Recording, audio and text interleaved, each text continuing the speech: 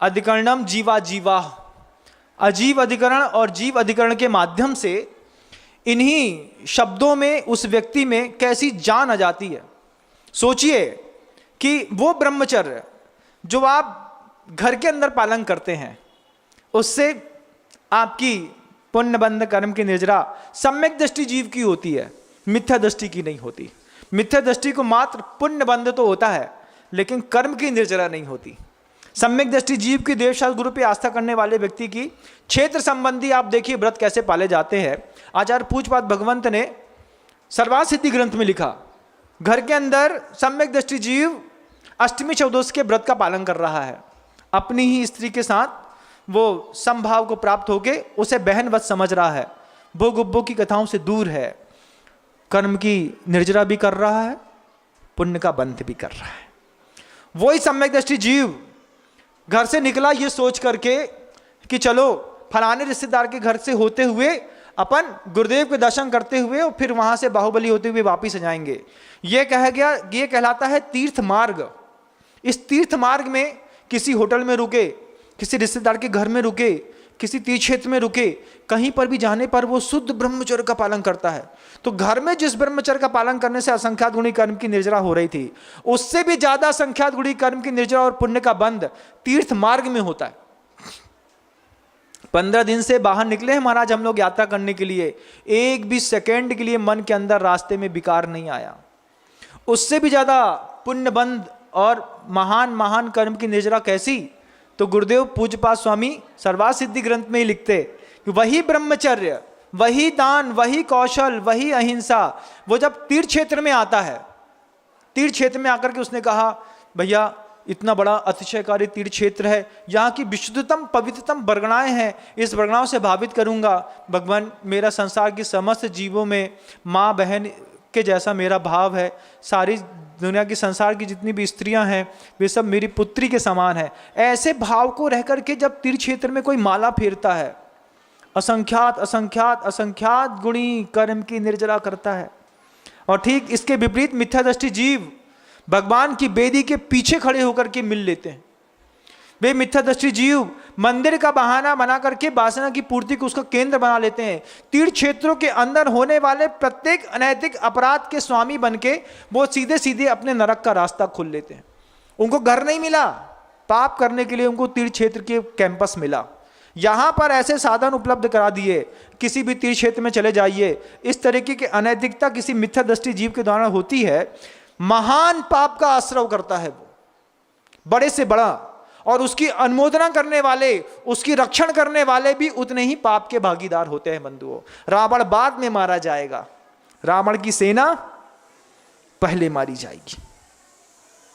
क्या सोचो आप कि साधुओं के सामने आकर के लोग कायुस्तर करके ब्रह्मचर्य का पालन करने का नियम लेकर के चले जाते हैं। क्या हुआ, सिद्ध क्षेत्र में जाकर के तपस्वी मुनि महाराज के सामने मैंने तप स्वीकार किया है। अधिकरणम जीवा जीवा सूत्र है, व्याख्यान सीमित शब्दों तक हो सकता है, वो क्षेत्र संबंधी है, काल संबंधी है बंधुओं।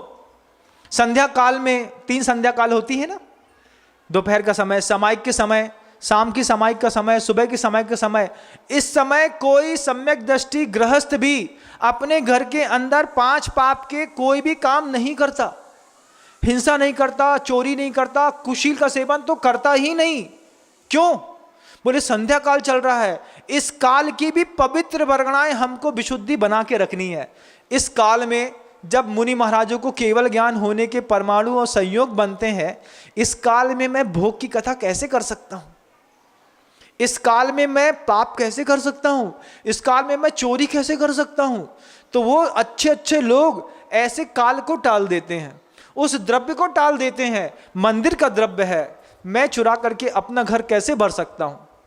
किसी मुनि महाराज के नाम से दान दिया हो, क्षेत्र के नाम से दान दिया हो, उससे मैं अपने घर को कैसे बना सकता हूं। ये क्या है? अधिकरणम जीवा जीवा। इसमें शक्ति पुण्य और पाप की कैसे आई? तीव्र मंत्र ज्ञाता ज्ञात भावाधिकरण वीर विशेषेभ्यस तद विशेष, उसमें विशेषता बढ़ती है।